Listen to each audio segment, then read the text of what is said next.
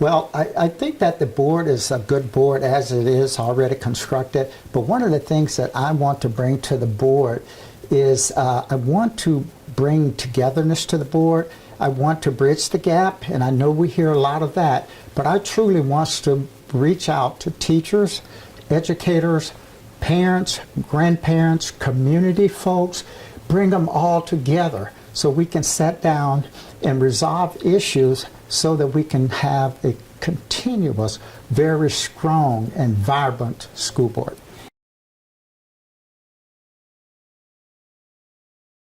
I think that in that gap there is a little bit of trust.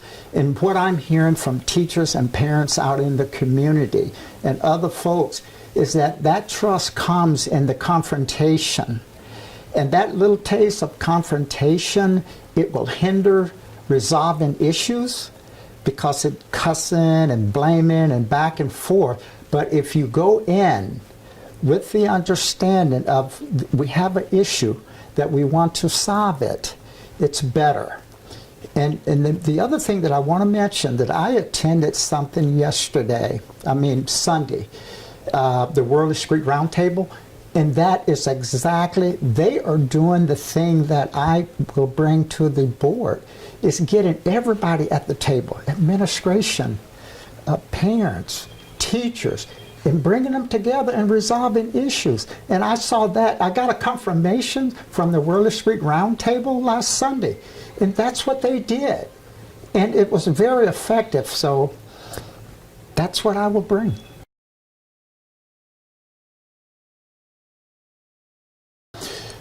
In the expanding the attendance, I think that early grade literacy is one of those things that if we do that, because Dr. Yearwood harps on that all the time about if a child does not read and comprehend at a third grade level by the end of that year, that they will struggle throughout their years in public high schools, in all schools basically. But I do think that getting a grip and getting a hold onto the early grade literacy is one of the things that we can do now that will help our children understand. Because you know what, if you can read and comprehend well at a third grade level, that means that you have a taste of success, and you want to keep maintaining that success. Young folks, that's how they learn and grow, by being successful at something, and it's more apt to last longer, maybe even through the 12th grade, before they get a change in attitude and all of those things. So I think that is just one of the things that we need to focus on. I would like to see us do it to help with our attendance in school.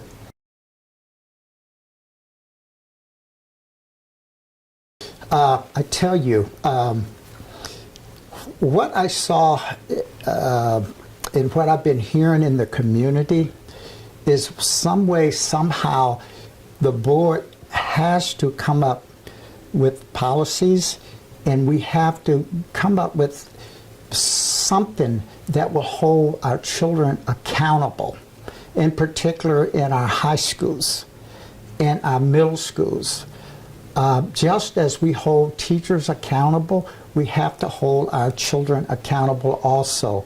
And that's one of the foundations that I'm running on, getting more parents involved in the school systems, getting grandparents involved in the school system, getting all of the community advocates, the community volunteers, all of those agencies that communities are involved with, getting them involved in the schools.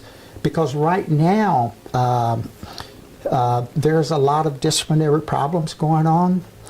But the one thing that I do think that is not helping the public school system is the idea of putting all of the children who have disciplinary problems into one school. And I've heard that out from time to time, but I don't believe that you can take a problem in one school, transfer those students to another school. What do you think is going to happen? The problem goes with the person.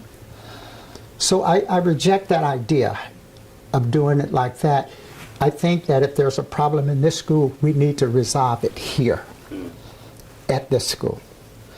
Or we could just as easily go to the school that's not having that problem and ask them what are they doing.